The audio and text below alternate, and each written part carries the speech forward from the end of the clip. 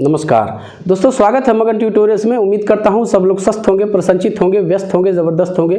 दोस्तों, बहुत ही महत्वपूर्ण टॉपिक आज है जो है छंद। इससे पहले मैं आपको बता दूं कि छंद के ऊपर ऑलरेडी 3 वीडियोज़ मैं दे चुका हूं और ये आखिरी वीडियो है दोस्तों। उस वीडियो में भी सारी चीज़ें छंदों के प्रकार से लेके, उनके वर्गीकरण से लेके, अंगों से लेके, ये सारी चीज़ें वहाँ पूर्ण प्रमाणिक जानकारी है। तो आप उन वीडियोज़ को देखिए और ये आखिरी वीडियो है दोस्तों। इन वीडियोस को देखने के बाद छंद से संबंधित आपके मन में कोई प्रश्न नहीं रहेगा और छंद से संबंधित कोई प्रश्न यदि आपके कॉम्पिटिटिव एग्जाम में पूछता है तो आप उसको सही ही करके आएंगे, ऐसा मेरा विश्वास है, ऐसा मैं सोचता हूँ।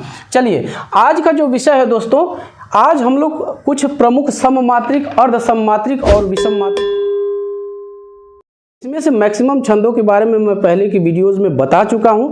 आपके लिए आज मैं कुछ ट्रिक्स लेके आया हूं। इनकी मदद से आप सममात्रिक, अर्धसममात्रिक या फिर विषममात्रिक छंदों को आप याद कर पाएंगे। कौन कौन से छंद सममात्रिक में आते हैं, कौन से विषममात्रिक में आते हैं और कौन से छंद अर्धसममात्रिक में आते हैं। तो दोस्तों, वीडियोज़ महत्वपूर्ण है। यहीं पे एक चीज़ मैं आपको बताता हूं कि एक बार एक प्रश्न पूछा था, जो प्रश्नों की प्रकृति है उसके बारे में भी आज हम लोग बातचीत करेंगे। तो वीडियो महत्वपूर्ण है दोस्तों। मैं आपको बता रहा था कि एक प्रश्न मुझे याद है पूछा था कि किस छंद का अंतिम शब्द दोहे का प्रथम शब्द होता है। वहाँ पे ये उत्तर कुंडलियाँ सही था, बहुत से बच्चे गलत भी करके आए थे। तो वीडियो महत्वपूर्ण है, किस तरह से प्रश्न आपको पूछे जाएंगे और कहाँ से ज़्यादातर प्रश्न पूछे जाते हैं। तो ये सारी चीज़ें आज हम लोग यहाँ पे डिस्कस करेंगे दोस्तों। यहाँ पे सबसे पहले मैंने लिखा हुआ है 3 बिंदुओं के अंतर्गत हम इन सारी चीज़ों को जानेंगे। पहला है प्रमुख सममात्रिक छंद, दूसरा है प्रमुख अर्धसममात्रिक छंद और तीसरा है प्रमुख विषममात्रिक छंद। जो आपसे प्रश्न पूछे जाते हैं, मैं पहले भी आपको बता चुका हूं, कहता रहा हूं कि आपको छंदों की पहचान से संबंधित ही प्रश्न पूछे जाते हैं, या ज़्यादा से ज़्यादा आपसे मात्राएं पूछ सकता है या फिर उनकी संख्या आपसे पूछ सकता है। ज़्यादातर यही प्रश्न पूछे जाते हैं। जो छंद के अंग होते हैं, यति, गति, तुक, लय, पद, चरण, ये सारी चीज़ें, इनसे भी प्रश्न पूछे जा सकते हैं दोस्तों। इन सारी चीज़ों के बारे में मैं विस्तृत वीडियो अपलोड कर चुका हूं, लिंक उसकी आपको डिस्क्रिप्शन में मिल जाएगी, तो आप उनको जाके देख के अपना कॉन्सेप्ट क्लियर कर सकते हैं। चलिए, यहाँ ये 3 बिंदु हैं दोस्तों और इनके साथ साथ मैं आपको यहाँ पे इनको याद रखने के लिए कि कौन सा सममात्रिक छंद है, कौन सा विषममात्रिक छंद है, इनको याद करने के लिए मैं आपको आज ट्रिक भी बताऊंगा। तो आपसे ये एक रिक्वेस्ट रहेगी कि आप लोग वीडियो पे अंत तक बने रहिएगा, क्योंकि वीडियो दोस्तों महत्वपूर्ण होने वाली है। चलिए, चौपाई, रोला, इन दोनों चीज़ों के बारे में मैं आपको बता चुका हूँ। आज मैं आपको ये हरिगीतिका के बारे में थोड़ा सा बता देता हूँ। ये एक सममात्रिक छंद है, मैं पहले ही आपको बताया हूँ। यहाँ पे हरिगीतिका के लक्षण देखिए, यदि आप याद करेंगे कि हरिगीतिका, चौपाई में 16 मात्राएं होती हैं इसके प्रत्येक चरण में, रोला में 24 मात्राएं होती हैं, हरिगीतिका में ये मात्राएं, तो ये यहाँ से आपको भूलने की संभावना हो सकती है। लेकिन मैं आपको प्रैक्टिकली उनकी मात्राएं गिन के बता दूंगा, तो फिर वो भूलेंगे नहीं। आप कहीं पे दिया होगा तो आप उसको आसानी से गिन के और बता सकते हैं कि ये कौन से छंद के अंतर्गत आएगा और इसकी मात्राएँ कितनी हैं। देख लीजिए, यहाँ पे मैं जल्दी जल्दी यहाँ पे मात्राएँ गिन देता हूँ दोस्तों। ये एक हरिगीतिका है, मैं पहले ही बता चुका हूँ कि ये इन दोनों छंदों के बारे में मैं आपको पहले ही बता चुका हूँ। यहाँ गिन देता हूँ इसको जल्दी जल्दी।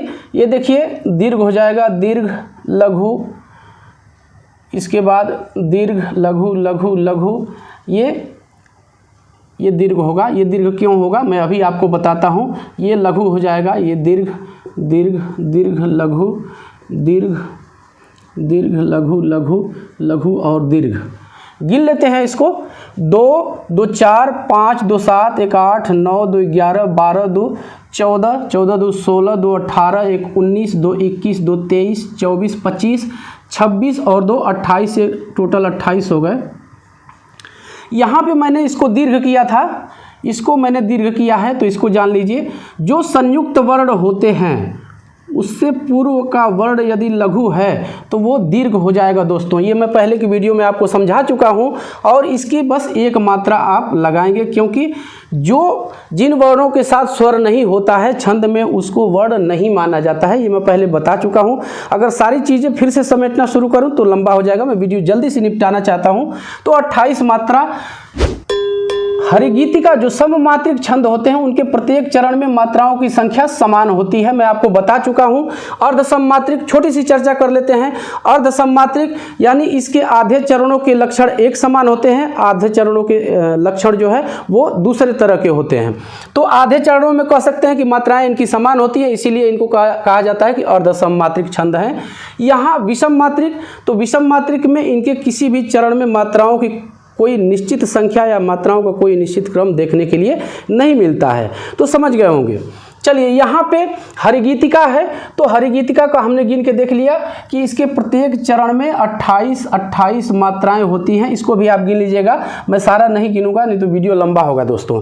तो 28 मात्राएं होती हैं और सममात्रिक छंद होता है। तो सममात्रिक छंद चौपाई, रोला और हरिगीतिका, इनको याद करने की आपको एक ट्रिक बता देता हूं दोस्तों, तो आपको याद करने में आसानी रहेगी। हालांकि मैं तो आपसे यही कहता हूं कि आप किताबों पे समय दीजिए, उनसे दोस्ती कीजिए, किताबों को बार बार देखिए, बार बार पढ़िए, रिवीजन कीजिए, तो आपको ये चीज़ें स्वतः ही क्लियर हो जाएंगी। लेकिन फिर भी यदि आपके पास समय कम है तो उस स्थिति में हम लोग थोड़ा सा कुछ ट्रिक का मदद ले सकते हैं, मैं भी लेता हूँ, ऐसा नहीं है। तो इसको देख लीजिए, एक ट्रिक है मेरे पास। चारों ओर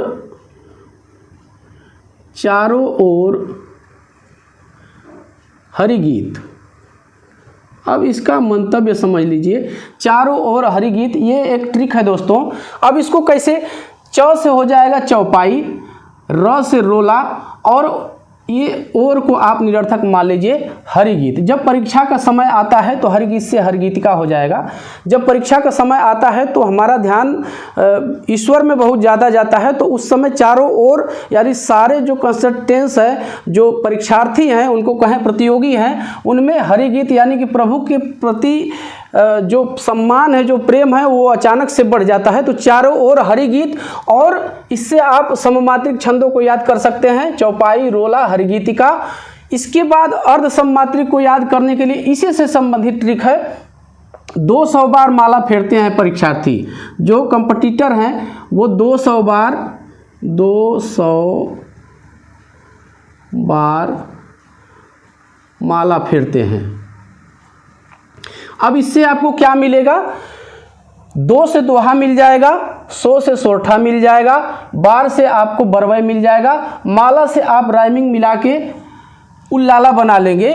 तो अर्ध सममात्रिक जो छंद होते हैं जो आते हैं आपकी परीक्षा में, मुख्यतः आपसे दोहा, सोरठा, बरवय और उल्लाला, ये यदि आप याद कर लेते हैं तो प्रश्न इन्हीं के इर्द गिर्द घूमते रहते हैं दोस्तों, और आपका प्रश्न सही ही होगा, गलत होने की संभावना आपकी वहाँ पे 0 ही रहेगी। तो ये समझ में आया होगा। परीक्षा के माहौल में चारों ओर हरिगीत होता है और 200 बार माला फेरते हैं, मतलब बच्चे जो होते हैं वो उनका झुकाव ईश्वर की तरफ उस समय कुछ ज़्यादा ही होता है, और होना भी चाहिए। एक हमें किसी अनंत शक्ति, असीम शक्ति की तरफ अपना निष्ठा अपनी रखनी चाहिए उसमें, क्योंकि हमें उससे एक अनजाना सा एक आत्मबल मिलता है जो हमारे काम आता है, ये रखना चाहिए। तो इस ट्रिक से आप उनको याद कर सकते हैं। यहाँ पे हरिगीतिका का मैंने मात्राएं गिन के आपको दिखा दिया, प्रत्येक चरण में 28 मात्राएं होती हैं। तो ये भी हो गया, इन 2 छंदों के बारे में बता चुका हूँ पहले ही। अब आ जाते हैं हम लोग यहाँ पे प्रमुख अर्ध सममात्रिक छंद में। तो दोहा के बारे में हम लोग जान चुके हैं दोस्तों, सोरठा के बारे में जान चुके हैं, बरवय बता चुका हूं मैं, उल्लाला एक ये जो है 15-13 मात्राओं का एक ये छंद है। तो इसके बारे में भी हम लोग देख लेते हैं। मात्राएं मैं गिन देता हूं, वहां से हम लोग को ये चीज़ ज़्यादा क्लियर हो जाएगी। देखिए यहाँ गुरु, लघु, लघु, लघु, गुरु, लघु, गुरु, गुरु, लघु, लघु, लघु, इसको गिन लीजिए पहले। 2, 1, 3, 4, 5, 2, 7, 1, 8, 2, 10, 2, 12, 13, 14, 15 पे ये एक यति हो जाएगी, यहाँ पे मैंने पहले से किया भी है, और 13 मात्राएं ये होगी, गिन लीजिए इनको भी। लघु लघु लघु लघु गुरु, लघु लघु गुरु, लघु गुरु। तो ये गिन लीजिए इसको, 1 2 3 4 2 6 7 8 2 10 11 और 2 13। तो ये 13 हो जाएंगी। तो 15 और 13 पे यति होती है। प्रथम और तीसरे चरण में 15-15 और दूसरे और चौथे चरण में 13-13 मात्राएं होती हैं। किसमें? इस उल्लाला में। तो ये भी समझ गए होंगे। अर्धसम्मात्रिक छंद रखिएगा। हमने अभी तक देख लिया इन दो छंदों के बारे में, प्रमुख सम्मात्रिक छंद और प्रमुख अर्धसम्मात्रिक छंद। तो ये दोनों चीज़ें आप समझ गए होंगे दोस्तों। बाकी छंदों के बारे में बता चुका हूँ। यहाँ पे देख लीजिए, यहाँ पे ग वाला है प्रमुख विषम मात्रिक छंद। ये हमें याद करने वाली चीज़ है, 2-4 बार आप पढ़ेंगे तो याद हो जाएगा आपको। इसमें कुंडलियां हैं और छप्पा है। कुंडलियां दोहा और रोला से मिलके बनती हैं दोस्तों। दोहा और रोला, एक दोहा और एक रोला मिला के ये कुंडलियां बन जाती हैं। सबसे जो मेन चीज़ है याद रखने लायक आपको याद करने के लिए, वो ये है कि कुंडलिया का जो दोहा का प्रथम शब्द होता है, वही कुंडलियों का जो है इसका अंतिम शब्द होगा। ये ध्यान में रखना है कि जो दोहा में प्रथम शब्द होगा वो कुंडलियों के अंत में वो जरूर आएगा। ये चीज़ हमें ध्यान में रखनी है, यही चीज़ मेन है इसकी। और मात्राएं आप गिनिएगा, आप देखेंगे तो पहले यहाँ 13-11 का क्रम मिलेगा और फिर इसके बाद 11 और 13 का क्रम मिलेगा। जो रोला होता है, दोहा, सोरठा और रोला, तो सोरठा और रोला में 11-13 का ही क्रम मिलता है। यानी इसके विषम चरण में 11 और सम चरणों में 13 मात्राएं होती है। पहले बता चुका हूँ। यदि कोई कन्फ्यूज़न है तो आप जाके वीडियो देख लीजिए, वहाँ से आपको क्लियर हो जाएगा। तो ये हो गया। एक मैंने उदाहरण भी दे दिया आपको समझने के लिए। आप और भी उदाहरण किताबों से पढ़िए, आपको ये सारी चीज़ें क्लियर हो जाएंगी। जो मेन याद रखने वाली चीज़ है, दोहा और रोला मिला के कुंडलियाँ बनती हैं। और जो दूसरी है दोस्तों, दूसरा जो विषम मात्रिक छंद होता है वो है छप्पय। तो छप्पय रोला और उल्लाला मिला के छप्पय बनता है। और इसके प्रथम 4 चरणों में 24-24 मात्राएं होती हैं। प्रथम 4 चरणों में 24-24 मात्राएं होती हैं। चूँकि रोला में हम लोग जानते हैं 2 पंक्तियों में लिखा जाता है, 24 मात्राएं होती हैं। तो प्रथम 4 चरणों में 24-24 मात्राएं होंगी। और ये जो बाकी के 2 चरण होते हैं दोस्तों, उसमें या तो 26 मात्राएं होंगी या फिर 28 मात्राएं होंगी।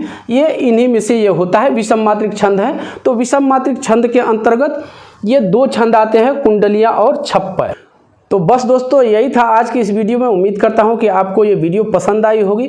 यदि छंद से संबंधित आपके दिमाग में कोई प्रश्न है, आपके मन में कोई क्वेरी है, तो आप कमेंट करके पूछ सकते हैं। मैं उसका शीघ्र उत्तर देने की कोशिश करूंगा। और यदि मुझे ज़रूरी लगता है तो मैं उस पर अलग वीडियो भी ला दूंगा।